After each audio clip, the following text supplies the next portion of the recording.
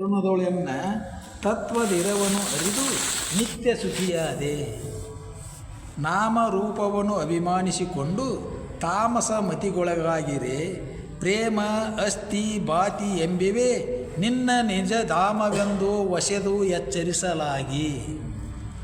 ತನು ನೇತ್ರ ಮನವೆಂಬಿವೆಲ್ಲವೂ ನೋಡೆ ನಿನಗೆ ವಿಷಯವಾದ ಕಥದಿಂದ ನಿನಗೆ ಬಂಧಕವಿವು ಎಂದೆನಲುಂಟೆ ಸಾಕ್ಷಿಕನೇ ನೀನೆಂದು ತಿಳುಹಲಾಗಿ. ದೇಹಾದಿಗಳು ಲೋಹಕಾಂತವ ಹೊಂದಿ ಲೋಹವಂತಿರದೆ ಚಲಿಸುವಂತೆ ಊಹಿಸೆ ನಿನ್ನ ಸನ್ನಿಧಿಯಿಂದೆ ಚೇಷ್ಟಿ ಪಾಹುದನೆಂದು ಸೂಚಿಸಲಾಗಿ. ಪಳಕು ಉಪಾಧಿಯನೊಂದಿ ತದ್ರೂಪವೆಂಬ ಓಲು ನೀನು ಅಖಿಲ ತತ್ವಮಯನಾಗಿ ಬೆಳಗಲಂತದು ನೈಜ ಒಪ್ಪುದೇ ನಿರ್ಮಳನು ನೀನೆಂದು ಗ್ರಹಿಸಲು. ಪ್ರಾಣದೊಳಗೆ ಪ್ರಾಣಪದವಾಗಿ ತನಗೆ ಊನೇ ಎನಿತಿಲ್ಲದೆ ಅಪರೋಕ್ಷ ತಾನವೆನಿಪ ಶಂಭುಲಿಂಗವ ಕೂಡಿ ಜಾನನಾಗೆಂದು ಬೋಧಿಸಲು. ಗುರುವೇ ನಿಮ್ಮಯ ಕರುಣದೋಳೆನ್ನ ತತ್ವದಿರವನು ಅರಿದು ನಿತ್ಯ ಸುಖಿಯಾದೆ.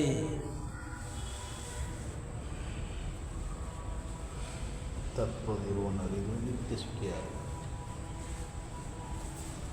ನಾವು ರೂಪಾದಿಗಳ ಒಳಗಾಗಿ ತಾಮಸಮತಿ ಒಳಗಾದಾಗ ಬಂಧನ ಅನಿಸಿರ್ತದೆ. ತಾಮಸ ಭಾವವನ್ನು ಕಳ್ಕೊಂಡು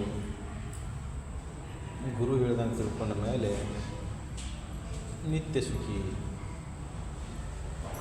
ಅರ್ಥಾತ್ ಏನಪ್ಪ ಅಂದ್ರೆ ಜಡಭಾವ ಎಲ್ಲಿವರೆಗೆ ಇರ್ತದೆ ಅಲ್ಲಿವರೆಗೆ ಬಂಧನ. ನಾನು ಶರೀರನ ಭಾವ ಎಲ್ಲಿವರೆಗೆ ಇರ್ತದೆ ಅಲ್ಲಿವರೆಗೆ ಬಂಧನ. ಜಡಭಾವ ಕಳೆದ ಮೇಲೆ ಬಂಧನ ಇಲ್ಲ. ಭಾವವನ್ನು ಕಳ್ಕೊಳೋದು ಗುರು ಹೇಳಿದ ಮೇಲೆ ತಿಳಿತದಂತಾರೆ. ಮುಂದಿನ ಜಡಭಾವ ಸುಮ್ಮನೆ ಹೋಗುವುದಿಲ್ಲ. ಮೊದಲಿನಂಥದ್ದು ತತ್ವದ ಇರುವನ್ನು ತಿಳಿಬೇಕಂದ್ರೆ ಆ ನಿಜ ಪದವನ್ನು ಅರ್ಥ ಗುರುವಿನ ಮುಖಾಂತರ ಕೇಳಿದಾಗ ತಿಳಿತದೆ. ಸೂಕ್ಷ್ಮಾತಿ ಸೂಕ್ಷ್ಮ ಇಂದ್ರಿಯಗಳ ಮೂಲಕ ನೋಡಬೇಕನ್ನೋರು ನಾವು. ಇಂದ್ರಿಯಗಳಿಗೂ ಸಾಕ್ಷಿಯಾಗಿ ನಿಲ್ಲುವಂತಕ್ಕಂಥ ಸಚ್ಚಿದಾನಂದ ಅಂದ್ರೆ ಏನು ಇಂದ್ರಿಯಗಳನ್ನು ಕಣ್ಣು ಕಿವಿ ಮೂಗು ನಾಲಿಗೆ ಚರ್ಮ ಈ ಜಗತ್ತನ್ನು ಏನು ಜ್ಞಾನ ಮಾಡ್ಕೊತಲ್ಲ ಇವರು. ಹಿಂಗೆ ಅದನ್ನು ಜ್ಞಾನ ಮಾಡ್ಕೊತೇನೆ ಅಂದ್ರೆ ಅದಕ್ಕೂ ಸಾಕ್ಷಿ ನೀನದಿ. ಮೊದಲೇನು ಭಾವ ಇತ್ತು, ನಾನು ನೋಡವ ನಾ ಕೇಳವ, ಇಂದ್ರಿಯಗಳ ಮೂಲಕ ಕಣ್ಣು ನೋಡ್ತೈತಿ ಕಿವಿ ಕೇಳ್ತೈತಿ, ಈ ಭಾವ. ಇದು ಹಿಂಗಿಲ್ಲ. ಹೆಂಗೈತಪ್ಪ ಇದು ಅಂದ್ರೆ ಇಂದ್ರಿಯಗಳಿಗೆ ಮೂಲಕ ಏನೈತಲ್ಲ ಎಲ್ಲ ಚೇಷ್ಟೆಗಳು ನಡೀತಾವಲ್ಲ ಅದಕ್ಕೆ ಸಾಕ್ಷಿನೇ ಅದು ನಿನ್ನ ಕಥದಿಂದ ನಿನ್ನ ಆಧಾರ ಮೇಲೆ ನಡೆಯಕತ್ತದಲ್ಲ. ನಿನ್ನ ಆಧಾರ ಇಲ್ಲ ಅಂದರೆ ಇದು ನಡೆಯೋದಿಲ್ಲ. ಅಂಥ ಪರಬ್ರಹ್ಮ ಸ್ವರೂಪನ ನೀನು. ಅದರ ಆಧಾರ ಮೇಲೆ ಇವೆಲ್ಲ ನಡೆದವು. ಅಂದ್ರೆ ಆಯಾಸ್ಕಾಂತದ ಲೋಹದ ಉದಾಹರಣೆ ಕೊಟ್ಟು ದೇಹಾದಿಗಳು ಲೋಹ. ಈ ಶರೀರ ಚೇಷ್ಟೆ ಹೆಂಗೈತಪ್ಪ, ಆಯಸ್ಕಾಂತದ ಬಲದ ಮೇಲೆ ಕಬ್ಬಿಣ ಚಲನವಲ್ಲಾಕವ. ಹಂಗೆ ಈ ಶರೀರದ ಆಟನೂ ಐತಿ. ನಾವು ಇದನ್ನು ನೋಡಕತ್ತೇವು, ಇದ್ರ ಹಿಂದೆ ನೀಡಿಸುವಂಥ ಶಕ್ತಿ ಅದನ್ನು ಬಿಟ್ಟೆವು. ಯಾವ ಶಕ್ತಿ ಇದನ್ನು ನಡೆಸಾಕತ್ತತಿ? ಯಾವ ಶಕ್ತಿ ಆಧಾರ ಮೇಲೆ ಈ ಜಗತ್ತೆಲ್ಲ ನಡೆದದ್ದು ಅದ ಶಕ್ತಿ ಆಧಾರ ಮೇಲೆ ಈ ಶರೀರನೂ ನಡೆದದ್ದು. ಅದು ಇದು ಬೇರೆ ಇಲ್ಲ. ಅದು ಇದು ಬೇರೆ ಅನ್ನೋ ಭಾವನೂ ಕಾಡ್ತದೆ. ಅಂದ್ರೆ ಅಲ್ಲಿ ಜೀವಾತ್ಮದ ಬಗ್ಗೆ ಹೇಳಿದೆ ನೋಡ್ರಿ. ಜೀವಾತ್ಮದ ಒಳಗೆ ಜೀವ ಅಂತ ಪದ ಬರ್ತದೆ ನೋಡ್ರಿ. ಪಳಕು ಉಪಾಧಿಯನೊಂದಿ ಪಳಕು ಉಪಾಧಿಯನೊಂದಿ ತದ್ರೂಪವೆಂಬ ಓಲು ನೀನು ಅಖಿಲ ತತ್ವಮಯನಾಗಿ ಬೆಳಗಲಂತದು ನೈಜ ಒಪ್ಪುದೇ ನಿರ್ಮಳನು ನೀನೆಂದು ಗ್ರಹಿಸಲು. ಪ್ರಾಣದೊಳಗೆ ಪ್ರಾಣಪದವಾಗಿ ತನಗೆ ಊನೇ ಇನಿತಿಲ್ಲದೆ ಅಪರೋಕ್ಷ ತಾನವೆನಿಪ ಶಂಭುಲಿಂಗವ ಕೂಡಿ ಜಾನನಾಗೆಂದು ಬೋಧಿಸಲಾಗಿ. ಜೀವಾತ್ಮ ಪರಮಾತ್ಮ, ಜೀವ ಪರಮರ ಐಕ್ಯ ಅಂತ ಹೇಳಿ ಮತ್ತೊಂದು ಕಡೆ ಬೋಧನೆ ನಡೀತದೆ. ಎಲ್ಲಿವರೆಗೆ ಈ ಶರೀರ ನಾನು ಹುಟ್ಟವ, ನಾನು ಸಾಯವ ಅಂತೇನು ಭಾವ ಇರ್ತದಲ್ಲ, ಜೀವಭಾವ ಇದು. ಈ ಜೀವಭಾವ ಅಳದು ಇದು ಎಲ್ಲದಕ್ಕೂ ಈ ಜೀವಾತ್ಮ ನಡೆಯಾಕತ್ತಾನೆ ಇಷ್ಟೆಲ್ಲ ಅಂದರೂ ಇದಕ್ಕೂ ಕಾರಣ ಯಾವುದಪ್ಪ? ಈ ಶರೀರದೊಳಗೆ ಜೀವಾತ್ಮ ಇಷ್ಟೆಲ್ಲ ನಡೆಸಾಕತ್ತ ಅವನಿಗೂ ಕಾರಣ ಯಾರು? ಪರಮಾತ್ಮ. ಅಂದ್ರೆ ಚೈತನ್ಯ ಸ್ವರೂಪ ಪರಬ್ರಹ್ಮ. ಅದ ತಾನಂತ ತಿಳಿದ ಮೇಲೆ ಈ ಸಂಶಯ ಎದಕ್ಕೆ ಕಾಡ್ತೈತಂದ್ರೆ ಜಡಭಾವ ಒಳಗಾಗಿ ಈ ತೋರ್ತಕ್ಕಂಥ ಶರೀರ ಭಾವ ಇದ್ದಿದ್ದರಿಂದ ನಾನು ಬೇರೆ ಆದ ಬೇರೆ ಅನ್ನೋ ಭಾವ ಕಾಡ್ತದೆ. ಇದು ಸಾಧನ ಮಾಡ್ಕೊಂತ ಹೋದಂಗೆ ಕಾಡ್ತದೆ ಇದು ಭಾವ. ಸಾಮಾನ್ಯನಿಗಿದು ಭಾವ ಬರೋದಿಲ್ಲ. ದೇಹ ಭಾವದಾಗ ಇರ್ತಾನೆ, ಇನ್ನು ಜೀವಭಾವಕ್ಕೂ ಬಂದಿಲ್ಲ. ಶರೀರ ಭಾವ, ಜಡ ಶರೀರ, ಜಡ ಜಗತ್ತು, ಇದರಾಗ ಉಣ್ಣೋದು ಉಡೋದು ತೊಡೋದು, ಇದರಾಗ ಸುಖದ ಅನುಭವ, ಇದರಾಗ ದುಃಖದ ಅನುಭವ, ಇಷ್ಟ ಜೀವನ. ಅಂದ್ರೆ ಸೂಕ್ಷ್ಮ ಅಕ್ಕೋಂತ ಹೋದಾಗ ಸೂಕ್ಷ್ಮಾತಿ ಸೂಕ್ಷ್ಮ ಆದಾಗ ಆ ಸತ್ಯದ ಅನುಭವ ಬರ್ತದೆ. ಸೂಕ್ಷ್ಮ ಯಾವುದಾಗಬೇಕಾಗೈತಿ? ಜಡ ಯಾವುದಾಗೈತಿ? ಈಗ ಜಡ ಶರೀರವನ್ನು ನಂಬ್ಕೊಂಡು ಅಂತಃಕರಣ ಜಡ ಆಯಿತು, ಜಡ ಜಗತ್ತನ್ನು ನಂಬ್ಕೊಂಡು ಅಂತಃಕರಣ ಜಡ ಆಯಿತು. ಅಂತಃಕರಣ ಸೂಕ್ಷ್ಮ ಖರೆ ಯಾವ ಭಾವವನ್ನು ತುಂಬ್ಕೊಂಡದ್ದು? ಅದರೊಳಗೆ ಜಡಭಾವವನ್ನು ತುಂಬ್ಕೊಂಡದ್ದು. ಅಂತಃಕರಣಕ್ಕೆ ಆಕಾರ ಇಲ್ಲ, ಖರೆ ಆಕಾರ ರೂಪಗಳನ್ನು ತುಂಬ್ಕೊಂಡದ್ದು. ಹೌದಲ್ಲ? ಈ ಶರೀರ ನಾನು ಅಂದ್ಕೊಳ್ಳಿ ಯಾವ ಭಾವ ಬರ್ತದಪ್ಪ ಅಂತಃಕರಣದವನಿಗೆ? ನೀನು ಅಂತ ಅಂದ್ಕೊಳ್ಳಿ ಹೆಸರ ಬರ್ತೈತಿ, ಆಕಾರ ಬರ್ತೈತಿ, ಮತ್ತು ಮುಂದೆ ಮುಂದಿನ ಅದ್ರ ಸಂಬಂಧಪಟ್ಟಿದ್ದು ಬರ್ತಾವೆ, ರೂಪಗಳ ಬರ್ತವೆ. ಮತ್ತು ಇನ್ನೂ ಜಡಮತಿ ಆದವಾಗ ಜಾತಿ, ಕುಲ, ಗೋತ್ರ, ದೊಡ್ಡವ, ಸಣ್ಣವ, ಗಂಡು, ಹೆಣ್ಣು, ಅತ್ಯಂತ ಜಡಭಾವಗಳಿವೆಲ್ಲ. ಸೂಕ್ಷ್ಮಕ್ಕಂತ ಹೋದವಾಗ ಇವೆಲ್ಲ ಭಾವಗಳ ಕರಿಗಿ ಹೋಗಿ ಸಚ್ಚಿದಾನಂದ ಭಾವ ಅಂತ. ಅಂದ್ರೆ ಅಂತಃಕರಣ ಸೂಕ್ಷ್ಮ ಆಯಿತು. ಎದರ ದಶೆಯಿಂದ ಸೂಕ್ಷ್ಮ ಆಯಿತು? ಸೂಕ್ಷ್ಮ ಭಾವಗಳು ತುಂಬಿದ್ವು, ಅಲ್ಲಿ ಜಡಭಾವಗಳು ಹೋದವು. ಈಗೇನು ತುಂಬೈತಿ? ಜಡ ಶರೀರ ಭಾವ ತುಂಬೈತಿ. ಯಾವಾಗಲೂ ಎದ್ದ ತಕ್ಷಣ ನೋಡ್ರಿ, ಸಂಸ್ಕಾರ ಇಲ್ದಾಗ ಎದ್ದ ತಕ್ಷಣ ಶರೀರ ಭಾವನೆ ಬಂದ್ಬಿಡ್ತದೆ. ಶರೀರ ಭಾವ ಬಂತು ಅಂದ ಕೂಡಲೇ ಇದರ ದಶೆಯಿಂದ ಶುರುವಾಗಿ ಏನೋ ಶುರು ಆಕ್ಕಾವು, ಗಂಡು, ಹೆಣ್ಣು, ದೊಡ್ಡವ, ಸಣ್ಣವ, ಅಹಂಕಾರ, ಮಮಕಾರಗಳ ಆವಾಗ ಬಂದು ಸೇರ್ಕೊಂಡ್ಬಿಡ್ತಾವೆ. ಆ ಮಿಥ್ಯಾ ನಾನು ಅನ್ನೋ ಭಾವ ಏನು ತುಂಬ್ಕೊಂಡು ಕೂತತ್ತಲ್ಲ, ಆ ಭಾವದ ದಶೆಯಿಂದ ಏನಾಗೈತಿ? ಅಂತಃಕರಣ ಜಡ ಅನಿಸ್ತದೆ. ಯಾಕೆ ಇದೆಲ್ಲ ತುಂಬ್ಕೊಂಡಿದ್ದು ಜಡನ ಐತಿ. ಅದಕ್ಕೆ ಸೂಕ್ಷ್ಮವಾಗಿ ಆನಂದಭರಿತವಾಗಿರ್ತಕ್ಕಂಥ ಸಚ್ಚಿದಾನಂದದ ಅನುಭವ ನಿನಗಾಗಬಾರ್ದು. ಅದಕ್ಕೆ ಆ ಭಾವ ನಿನಗೆ ಬರಬೇಕಂದ್ರೆ ಸತತ ಚಿಂತನೆ ಮಾಡ್ಕೋತ ಸೂಕ್ಷ್ಮ ಭಾವಕ್ಕೆ ನೀವು ಹೋಗು. ಚಿಂತನಾ ಒಂದು ಹಂತದವರೆಗೆ ಚಿಂತನೆ ಅವಶ್ಯಕತೆ ಇದೆ. ಆ ಚಿಂತನೆ ಮಾಡೋದು ಸ್ತಬ್ಧ ಕಡೆ. ಅಂದರೆ ಆ ಅನುಭವ, ಸಚ್ಚಿದಾನಂದ ಅನುಭವ ನಿನಗೆ ಆಗಬೇಕಾಗಿತ್ತು ಅಂದ್ರೆ ಅಲ್ಲಿ ತರ್ಕಕ್ಕೆ ಅವಕಾಶ ಇಲ್ಲ.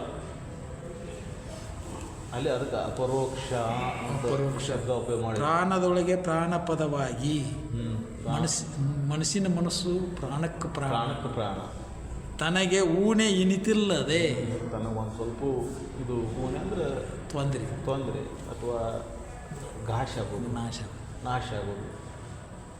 ಅಪರೋಕ್ಷ ತಾಣವೆನಿಪ ಶಂಭುಲಿಂಗವ ಕೂಡಿ ಜಾನನಾಗೆಂದು ಬೋಧಿಸಲಾಗಿ. ಅಪರೋಕ್ಷ ಸ್ಥಾನ ಅಂದರೆ ಅಪರೋಕ್ಷಾನುಭೂತಿಗೆ ಮಾತ್ರ ನಿಲ್ತಕ್ಕಂಥದ್ದು. ಅರ್ಥಾತ್ ಏನಪ್ಪ ಅಂದ್ರೆ ಯಾವುದನ್ನು ನೀನು ಹುಡುಕಬೇಕಂತ ಹೊಂಟಿ ಅದ ನೀನದಿ, ಯಾವುದನ್ನು ನೀನು ತಿಳಿಬೇಕಂತಿ ಅದ ಎಲ್ಲವನ್ನು ತಿಳಿಯಾಕತ್ತದ.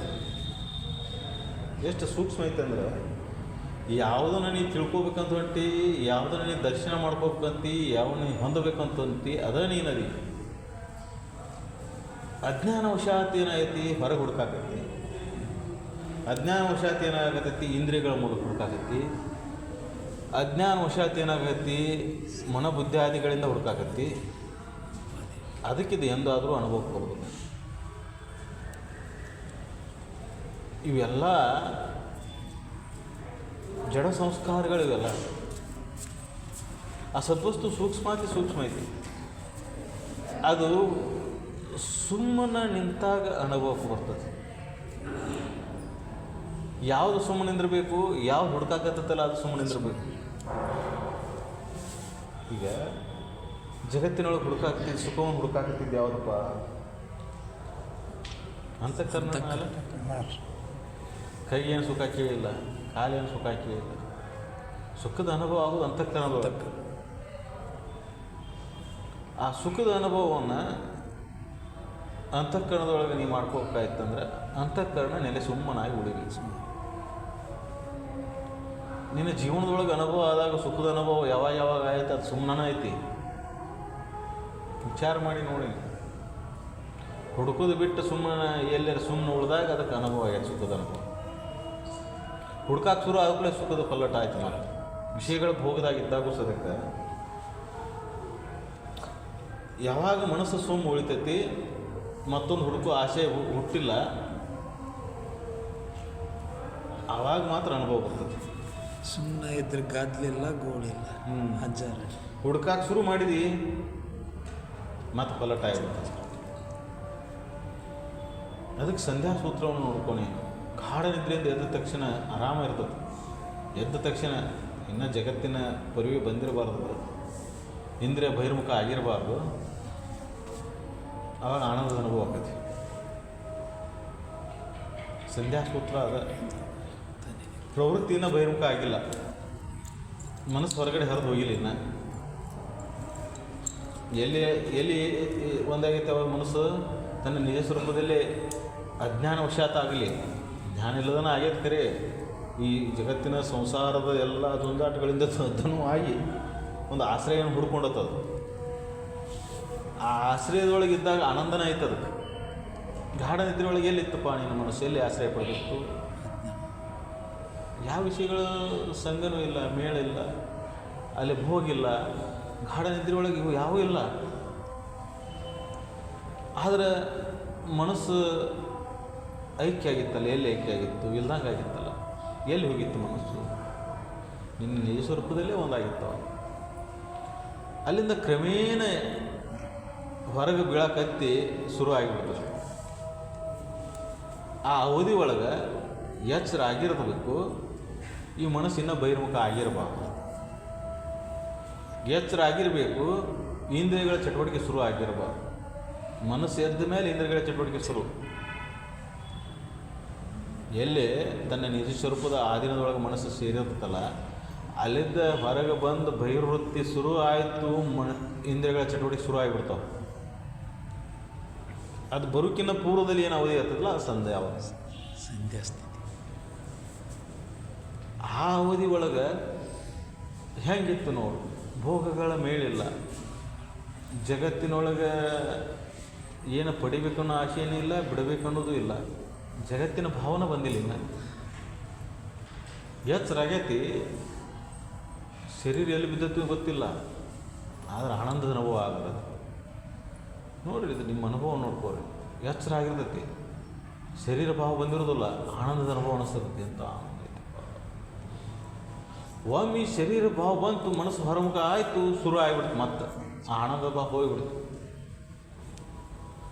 ಆನಂದದ ಭಾವ ಹೋತಿ, ಆ ಕ್ಷಣದಿಂದ ಮತ್ತೆ ವಿಷಯಗಳ ಸಂಘ ಶುರು ಆಕತಿ, ಭೋಗ ಶುರು ಆಕತಿ, ಮತ್ತು ಸುಖ ದುಃಖದ ಭಾವಗಳು ಶುರು ಆಕಾವು.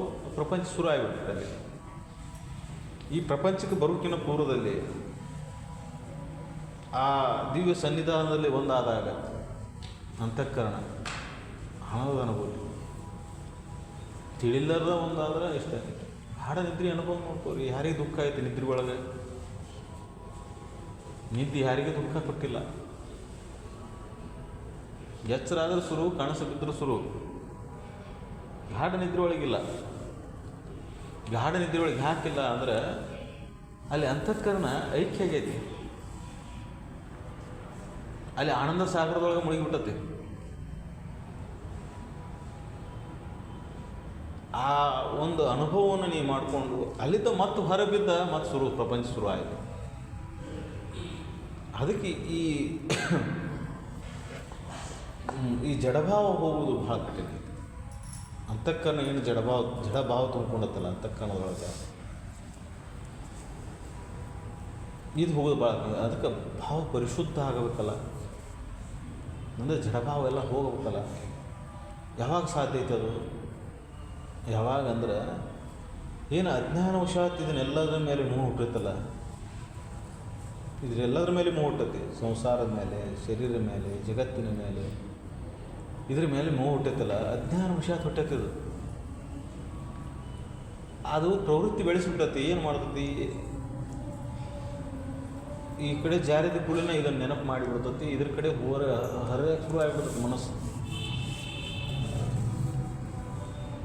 ಅದು ಯಾವ ಸಮಯದೊಳಗೆ ಯಾವ ವಿಷಯಗಳ ನೆನಪಕ್ಕಾಗ ಗೊತ್ತಿಲ್ಲ. ಅದು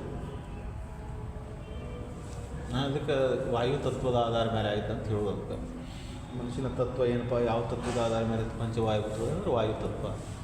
ಅಂದ್ರೆ ವಾಯು ಯಾವ ಸಮಯದೊಳಗೆ ಯಾವ ದಿಕ್ಕಿನಿಂದ ಗಾಳಿ ಯಾವ ಕಡೆ ಹೊಳತಂತ ಹೇಳಕ್ಕೆ ಬರೋದಿಲ್ಲ. ಈ ಕಡೆ ಬೇಯಿಸಿರ್ತದೆ, ಮತ್ತೆ ಒಳ್ಳೆ ಬಂದಾಗ ಈ ಕಡೆ ಶುರು ಆಗಿರ್ತದೆ. ನೋಡೋದು ಕ್ಷಣದೊಳಗೆ ಬದಲಾವಣೆ ಆಗ್ತದೆ. ಹಂಗೆ ಮನಸ್ಸು ಯಾವಾಗ ಏನು ಇದಕ್ಕೆ ಮನಸ್ಸು ಯಾವ ಕಡೆ ಹರಿದೋಕಂತ ಹೇಳಕ್ಕೆ ಬರೋದಿಲ್ಲ. ಜನ್ಮದ ಸಂಸ್ಕಾರ ಅಷ್ಟೊಂದು ಒಳಗೆ ಗಟ್ಟಿಯಾಗಿ ಕುಂತಿರ್ತೈತಿ. ಬ್ಯಾಡ ಅಂದ್ರೆ ಅದು ಪುಟದ ಹೇಳ್ತಿರ್ತೈತಿ. ಅದಕ್ಕೆ ಈ ಹೀನ ಪ್ರವೃತ್ತಿಯಿಂದ ಹೊರಗೆ ಬರೋದು ಹೆಂಗಂದ್ರೆ ಉತ್ತಮ ಸಂಸ್ಕಾರವನ್ನು ಪಡ್ಕೋವಂತ ಹೋಗೋದು. ಉತ್ತಮ ಸಂಸ್ಕಾರವನ್ನು ಪಡ್ಕೋವಂಥ ಆ ಭಾವವನ್ನು ಪರಿಶುದ್ಧ ಮಾಡ್ಕೋವಂತ ಹೋದಾಗ ಆ ಪರಬ್ರಹ್ಮ ಸಚ್ಚಿದಾನಂದ ಸ್ವರೂಪದ ಅನುಭವ ಆಕತ್ತೆ. ಅದ ಅಪರೋಕ್ಷ ಅನುಭೂತಿ ಅಂತ ಹೇಳಕತ್ತಿದ್ದವ್ರು. ಅಪರೋಕ್ಷ ಅನುಭವ ಆಗೋದು ಹೆಂಗಂದ್ರೆ ಅಂತಃಕರಣವನ್ನು ಸ್ವಚ್ಛ ಮಾಡ್ಕೊಂಡು ಅಂತಃಕರಣದಲ್ಲಿದ್ದಂಥ ಜಡಭಾವವನ್ನು ತೆಗೆದು ಹಾಕೋದು. ಜಡ ವಿಷಯಾದಿಗಳ ಮೇಲಿನ ಮೋಹ ಏನಿತ್ತಲ್ಲ ಅದನ್ನು ತೆಗೆದು ಹಾಕೋದು. ನಾನು ಈ ಜಗತ್ತಿನೊಳಗೆ ವಿಷಯಾದಿಗಳ ಭೋಗದಿಂದ ಸುಖಿ ಅಕ್ಕಿಯನ್ನಂತ ಏನೈತಲ್ಲ ಅದನ್ನು ತೆಗೆದು ಹಾಕೋದು. ಇದನ್ನು ಹೆಂಗೆ ತೆಗೆದು ಹಾಕೋದು? ವಿಚಾರದಿಂದ. ಈ ವಿಚಾರ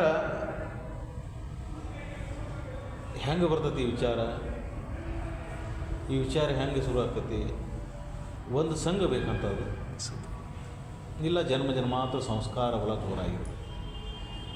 ಬುದ್ಧಗಾದಂಗೆ, ರಮಣರಿಗಾದಂಗೆ ಜನ್ಮಜಂತ ಸಂಸ್ಕಾರ ಬಲ ಜೋರಾಗಿ ತಮ್ಮೊಳಗೆ ಜಿಜ್ಞಾಸು ನಡೆದು ಸತ್ಯ ಮತ್ತು ಅಸತ್ಯಗಳ ತಾಕಲಾಟ ನಡೆದು ಯಾವುದು ಸತ್ಯ ಯಾವುದು ಮಿಥ್ಯ ಅನ್ನೋ ಅನುಭವ, ಆ ಅನುಭವ ಆದಮೇಲೆ ಇದು ಗಟ್ಟಿ ಆಗಿದೆ. ಅದಕ್ಕೆ ಸತತ ಪ್ರಯತ್ನದಿಂದ ಅಂಥ ಪ್ರವೃತ್ತಿ ನಮ್ಮಲ್ಲಿ ಬರ್ತೈತಿ. ಈಗೇನು ಪ್ರವೃತ್ತಿ ಐತಲ್ಲ, ಜಾಗ್ರಾವಸ್ಥೆ ಬಂದ ಕೂಡಲೇ ಓಡಾಕೆ ಶುರು ಮಾಡಿಬಿಡ್ತದೆ ಮನಸ್ಸು. ಸಾವಧಾನ ಇಲ್ಲದಕ್ಕೆ ಸ್ವಲ್ಪ ಸಮಾಧಾನ ಶಾಂತಿ ಇಲ್ಲ. ಎದ್ದ ತಕ್ಷಣ ಶುರು ಆಗಿಬಿಡ್ತೈತಿ, ಪ್ರಪಂಚ ಕಾಣಿಸೋಕೆ ಶುರು ಆಗ್ತೈತಿ. ಈ ಇಂದ್ರಿಯಗಳ ಮೂಲಕ ಇದನ್ನು ನೋಡೋಕೆ ಶುರು ಆಗ್ಕೊಳ್ಳ ಏನು ಕಾಣ್ತತಿ, ಏನು ಕೇಳ್ತತಿ, ಏನು ಸ್ಪರ್ಶಕ್ಕೆ ಸಿಗ್ತತಿ, ಅದರ ಮೇಲೆ ಮನಸ್ಸು ಹರಿದು ಹೋಗಿಬಿಡ್ತದೆ. ಶಬ್ದ ಸ್ಪರ್ಶ ರೂಪ ರಸಗಂಧ 5 ವಿಷಯಗಳದಾವಲ್ಲ, ಯಾವುದಾರು ಒಂದು ಬಂದು ನಿನಗೆ ಶುರು ಮಾಡ್ತದೆ, ಬೇಟ ಆಗ್ತದೆ. ಗಾಢ ನಿದ್ರೆಯಿಂದ ಎಚ್ಚೆತ್ತು ಕೊಡ್ಬಿಡಿ, ಯಾವುದೋ ಒಂದು ಶಬ್ದ ಕೇಳಿಸ್ತಿ, ಶಬ್ದದ ಜೋಡಿ ಹೋಗ್ಬಿಡ್ತು ಮನಸ್ಸು. ಆಗಲಿ ಕಣ್ಣು ತೆಗೆದು ಏನೋ ಒಂದು ಕಾಣಿಸ್ತೆ, ಅದ್ರ ಜೋಡಿ ಹೋಗ್ಬಿಡ್ತು. ಅರ್ಥಾತ್ ಏನಪ್ಪ ಅಂದರೆ ಬಹಿರಂಗ ಪ್ರವೃತ್ತಿ ಆಗೋದು ಸಹಜ ಪ್ರವೃತ್ತಿ ಆಗಿಬಿಡ್ತಿದ್ರು. ಮೂಲ ಸ್ಥಾನದೊಳಗಿಂದ ಹೊರಗೆ ಬಿದ್ದು ಮತ್ತೆ ಹೊರಗೆ ಹುಡುಕಾಡಕ್ಕೆ ಹೋಗ್ಬಿಡ್ತದೆ. ಅದನ್ನು ಅನುಭವನ ಮರೆತು ಬಿಡ್ತೈತಿ, ಬಿಟ್ಟು ಬಿಡ್ತದೆ. ಮತ್ತಲ್ಲಿ ಅದ್ರ ಬಗ್ಗೆ ವಿಚಾರನೇ ಇಲ್ಲ. ಅದಕ್ಕೆ ಅದನ್ನು ನೀ ಅನುಭವನ ಮೇಲಕ್ಕೆ ಹಾಕೋ. ಯಾಕೆ ಹಾಕ್ಬೇಕಾಯ್ತಂದ್ರೆ ಆ ಅನುಭವದಿಂದ ನಿನ್ನಲ್ಲಿ ಅಂತಃಕರಣದಲ್ಲಿ ಏನು ಮೊದಲಿನ ತಪ್ಪು ಕಲ್ಪನೆಗಳೇನಿದಾವಲ್ಲ ಅವು ನಾಶಕ. ಯಥಾರ್ಥ ಜ್ಞಾನದಿಂದ ಈ ಅಜ್ಞಾನಕ್ಕೆ ಈಡಾಕತಿ. ಏನಿಲ್ಲದನ ಆರಾಮೈತಲ್ಲಪ್ಪ, ಜಗತ್ತಿನ ಭೋಗಗಳ ಮೇಲಿಲ್ಲ, ವಿಷಯಗಳ ಸಂಗ್ರಹ ಇಲ್ಲ, ಭೋಗ ನಡೆದಿಲ್ಲ, ಆರಾಮೈತಿ. ದಣು ಇಲ್ಲ, ಆಯಾಸ ಇಲ್ಲ, ಬೆಳಗಿಲ್ಲ, ಆರಾಮೈತಿ.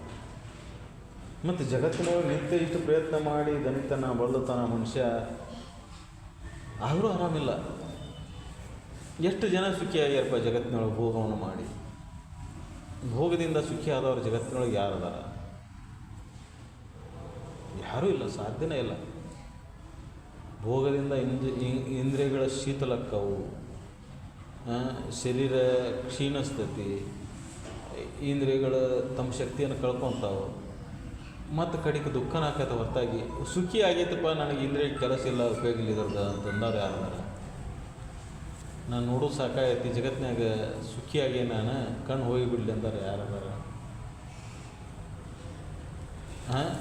ಅಂದರೆ ಅರ್ಥಾತ್ ಏನಪ್ಪ ಅಂದ್ರೆ, ಭೋಗ ಮಾಡಬೇಕನ್ನೋ ಆಸೆ ಮುಗಿದನೇ ಇಲ್ಲ, ಸುಖ ಸಿಗೋದನೇ ಇಲ್ಲ, ಪ್ರಯತ್ನ ಬಿಡೋದನೇ ಇಲ್ಲ.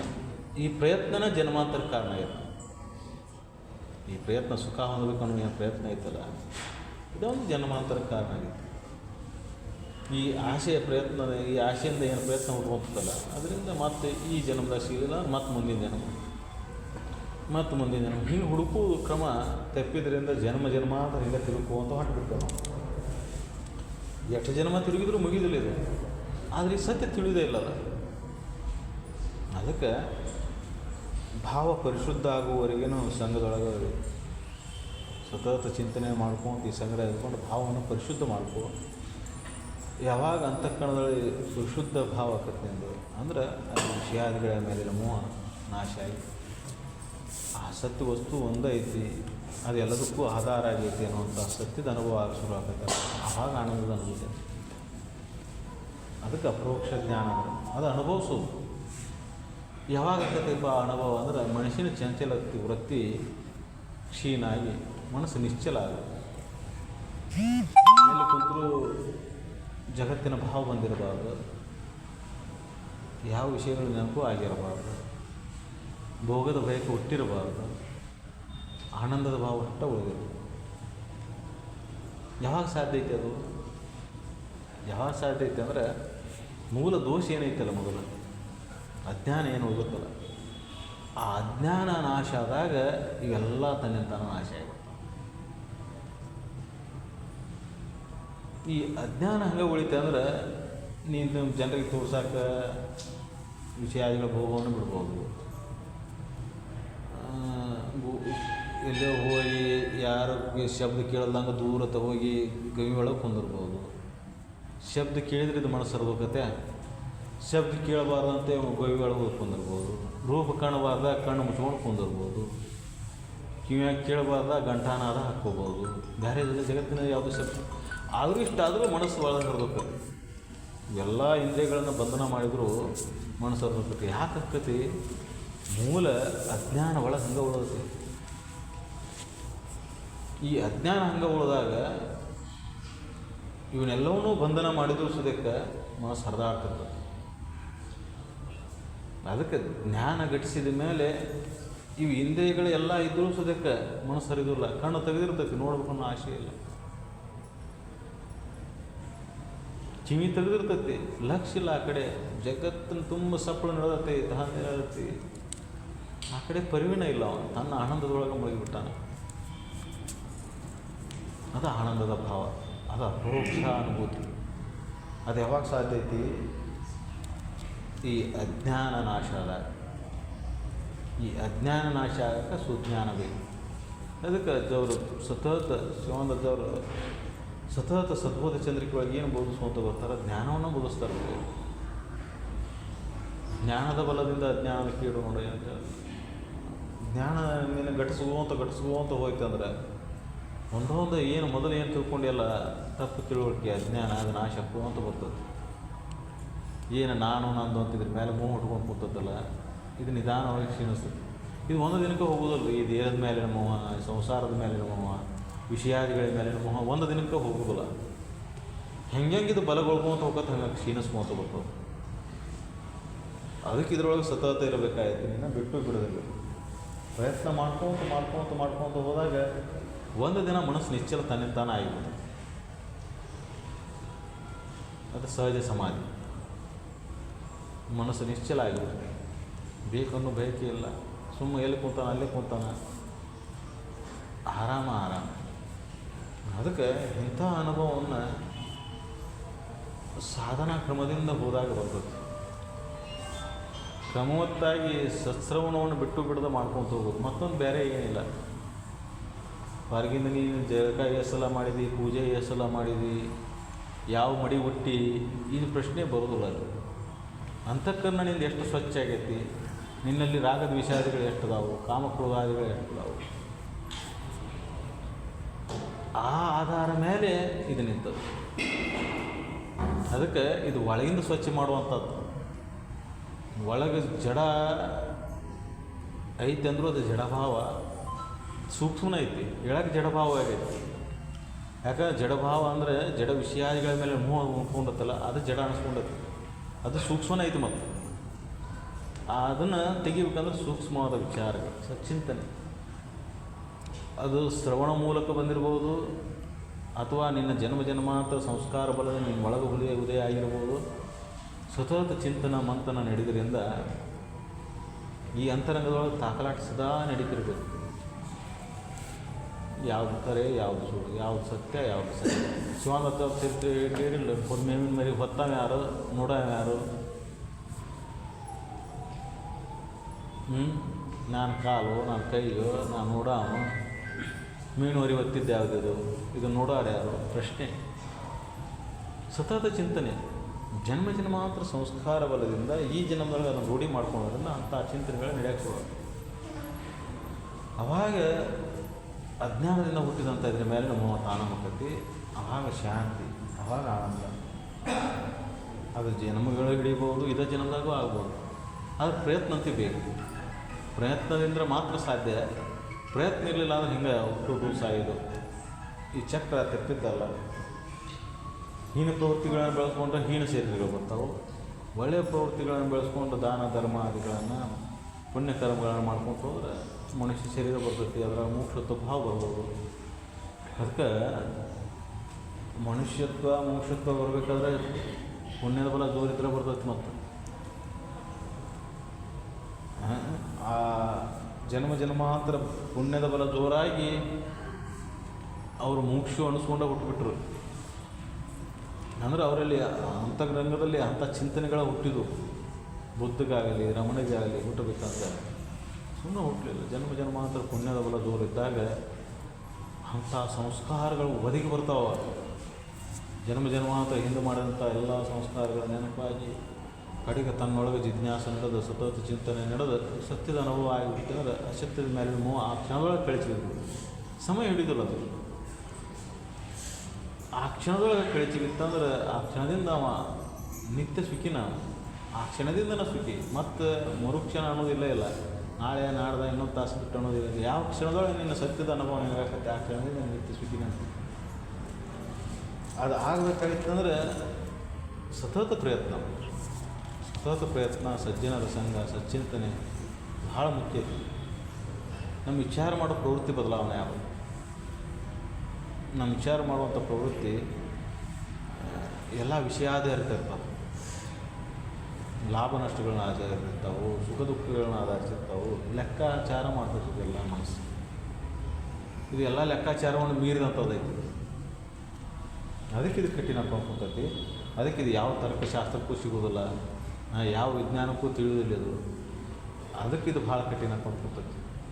ಅದಕ್ಕೆ ಸತತ ಸಚ್ಚಿಂತನೆಯನ್ನು ಮಾಡ್ಕೋತ ನಿತ್ಯ ನಾವು ಸಮಯವನ್ನು ಕಳೆದಿದ್ದಾದ್ರೆ ಇದೇ ಜನ್ಮದಾಗ ಕಡಿಮೆ ಆಗಬಾರ್ದು. ಹೌದು. ಅದಕ್ಕೆ ನಮಗೆ ಅಂಥ ಸಂಘವನ್ನು ಹುಡುಕೊಂಡು ಬೆಳೆಸ್ಕೋತ ಹೋಗೋದು. ನಮ್ಮ ಲಾಭಕ್ಕಾಗೇ ಇದು. ಮತ್ತು ಇನ್ನೊಬ್ಬರ ಲಾಭಕ್ಕಾಗಿ ಅಲ್ಲ, ನಮ್ಮ ಲಾಭಕ್ಕಾಗಿ ನಾವು ಅಂಥ ಸಂಘ ಹುಡ್ಕೊಂಡು ಅಂಥ ಸಂಘದಾಗ ಬೇರೆದು, ಅಂಥ ಸಂಘದೊಳಗೆ ಉಳಿದು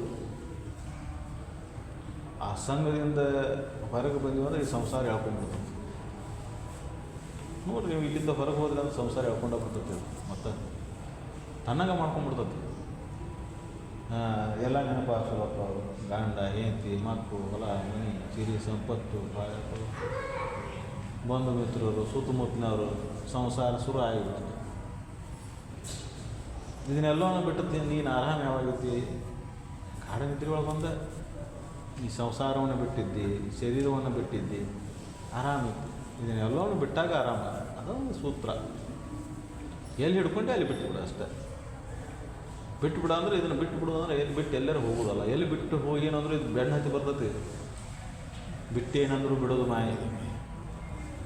ನೀವು ಬಿಟ್ಟು ಎಲ್ಲರೂ ಗವ್ಯಾಗ ಹೋಗಿ ಕೂತ್ರು ಗವ್ಯಾಗ ಬರ್ತಾವೆ. ಅಲ್ಲಿ ಏನಾಯ್ತು ಏನು, ಹೆಂಗಾಯ್ತು ಏನು, ಬಿಟ್ಟು ಬಂದುಬಿಟ್ನಿ ಹೇಳಿಲ್ಲ ಯಾರು. ಅದಕ್ಕೆ ಇದನ್ನು ಇಲ್ಲೇ ಇದ್ದು ಇದ್ರ ಮೇಲಿನ ಮೋಹ ಅನ್ನೋದು ಅದು ನಿಜವಾದ ಜ್ಞಾನ. ನಿಜವಾದ ಜ್ಞಾನದಿಂದ ಏನಾಕೈತಪ್ಪ ಅಂದ್ರೆ ಎಲ್ಲಿದ್ದರೂ ಹೆಂಗಿದ್ರು ನಿನಗೆ ಆರಾಮ ಇರಾಕ್ಬೋದು. ಅಲ್ಲಿ ಇಂದ್ರಿಯಗಳ ಬಂಧನ ಮಾಡಬೇಕು ಅನ್ನುವಂಥ ಅವಶ್ಯಕತೆ ಉಳಿದಿಲ್ಲ, ತಾನೇ ಆಯಿತು. ವಿಷಯಗಳ ಮೇಲಿನ ಮೋಹವನ್ನು ಕಳ್ಕೋಬೇಕು, ಇದನ್ನು ದಾನ ಧರ್ಮ ಮಾಡಿ ಮೋಹ ಕಳ್ಕೊಳ್ಳೋ ಅನ್ನೋದು ಅದು ಉಳಿದಿಲ್ಲ. ಅದರ ಮೇಲೆ ಬಿಡಬೇಕು ಅನ್ನೋ ಭಾವನೆ ಇಲ್ಲ, ಹಿಡ್ಬೇಕು ಅನ್ನೋ ಭಾವನೆ ಇಲ್ಲ. ನಾನು ನಂದೋನು ಭಾವ ಅಳದು ಹೋಗಿಬಿಟ್ಟಿರ್ತದೆ. ಕೊಡೋದು ಯಾರಿಗೆ, ತೊಗೊಳೋದು ಯಾರಿಗೆ? ಅದಕ್ಕೆ ಇಲ್ಲಿ ಕೊಡೋದು ನಂದು ಏನಿಲ್ಲ, ತೊಗೊಳೋದು ನಂದು ಏನಿಲ್ಲ, ಎಲ್ಲ ಬ್ರಹ್ಮಮಯ. ಅಂಥ ಭಾವ ಇದು ವಿಶಾಲ ಭಾವ. ಸಂಕುಚಿತ ಭಾವದಿಂದ ಶರೀರ ನಾನಾಗಿಬಿಟ್ಟು, ವಿಶಾಲ ಭಾವದಿಂದ ಆ ಪರಬ್ರಹ್ಮಣ ನಾವಾಗಿಬಿಟ್ಟು. ಸಂಕುಚಿತ ಭಾವದಿಂದ ದೇಹ ನಾನಾಗಿಬಿಟ್ಟು, ವಿಶಾಲ ಭಾವದಿಂದ ಪರಬ್ರಹ್ಮಣ ನಾವು. ಅದಕ್ಕೆ ನಾವು ಸಂಕುಚಿತ ಭಾವದಿಂದ ಇದನ್ನು ಏನು ಅಜ್ಞಾನದಿಂದ ಏನು ತುಂಬ್ಕೊಂಡು ಕೂತಲ್ಲ, ಕಾಮಕ್ರೋಧಾದಿಗಳನ್ನು ತೆಗೆದು ಹಾಕ್ಕೋತ ವಿಶಾಲವಾದ ಭಾವವನ್ನು ಮಾಡ್ಕೊಂಡು ಹೋಗಿ ಸಮಭಾವವನ್ನು ಸಾಧಿಸಿದ್ದಾದ್ರೆ ನಿತ್ಯ ಸುಖಿ ಆಗ್ತೇವೆ. ಅದಕ್ಕೆ ಅದೇ ಮನುಷ್ಯ ಜನ್ಮದ ಕರೆರ್ತದೆ. ಅದನ್ನು ಸಾಧಿಸೋದು ಶಿವಾನಂದಾಚಾರ್ಯ ಸದ್ಬೋಧ ಚಂದ್ರಿಕೆ ಹೋಗ್ಕೋತವ್ರಿ. ಅದನ್ನು ಬಿಟ್ಟು ಬೇರೆ ಇಲ್ಲ. ಮತ್ತೊಂದು ಏನಾರ ಮಾರ್ಗ ಹೇಳ್ಯಾರ ನೋಡ್ರಿ, ಏನಾರ ಮಾಡಿ ನೀನು ಜ್ಞಾನ ಮಾಡ್ಕೊಳಕ್ಕೆ ಬರ್ತೈತೆ ಅಂತ ಹೇಳ್ಯಾರ ನೋಡ್ರಿ. ಶ್ರವಣ ಬಿಟ್ಟು ಮತ್ತೊಂದು ಏನಿಲ್ಲ. ಇದೇ ಒಂದೇ ಸಾಧನ, ಮತ್ತೊಂದು ಏನಿಲ್ಲ. ಅದಕ್ಕೆ ಇದನ್ನು ನಾವು ಏನೋ 8 ಜನ್ಮ ಪುಣ್ಯದ ಬಲದಿಂದ ಏನೋ ಸ್ವಲ್ಪ ಎಳಿ ಸಿಕ್ಕಂಗೆ ಆಯ್ತು. ಇದನ್ನು ಬಿಡಬಾರ್ದು ಅಷ್ಟ. ನಾವು ಇದನ್ನು ಹಿಡ್ಕೊಂಡು ಮೂಲ ಗುರಿ ಮುಟ್ಟುವರೆಗೆ ಗಟ್ಟಿ ಮಾಡ್ಕೊತ ಹೋಗೋದು. ಇದರಿಂದ ಕಳಿಸ್ಕೊಳೋದಾರ್ದಂಗೆ ಬರ್ತಾವೆ ಸಂಸಾರದಾಗ ಏರಿಳಿತಗಳು ಬರ್ತಾವೆ, ತೊಡ್ರಗಳು ಬರ್ತಾವೆ, ಇವೆಲ್ಲ ತೆಪ್ಸಕ್ಕೆ ಬರ್ತಾವೆ. ಮಾಡಿದ ಕರ್ಮದ ಫಲ ಇರ್ತಾವೆ, ಹೀನ ಕರ್ಮಗಳ ಫಲ ಏನು ಮಾಡ್ತೈತಿ, ಇದರಿಂದ ದಾರಿ ತಪ್ಪಿಸ್ಬಿಡ್ತೈತೆ ಅದು. ಮತ್ತು ಹೀನ ಕರ್ಮಕ್ಕೆ ಹೋದ ನಮ್ಮನ್ನೋದು. ಅದಕ್ಕೆ ಅವಾಗ ನಾವು ನಿಷ್ಠೆ ತಾಳ್ಬೇಕು. ಸದ್ಗುರುನಾಥ ಇದಕ್ಕಾಗಿರ್ತೇನೆ, ಇಲ್ಲಿಕಾಗಿ ಇರೋದಿಲ್ಲ. ನಾವು ಬರ್ತಾವೆ ಹೋಗಿರ್ತಾವ ಅಂತ ಹಿಂಗೆ ನೀ ದೃಢ ಸಂಕಲ್ಪ ಮಾಡಿದ್ದು ಇದು ಸಾಧ್ಯ ಐತಿ. ಅದಕ್ಕೆ ನಿತ್ಯ ಇದನ್ನು ಮಾಡ್ಕೊತ ಹೋದ್ರೆ ಸಾಧ್ಯ ಐತಿ. सकल साधु संत महाराज की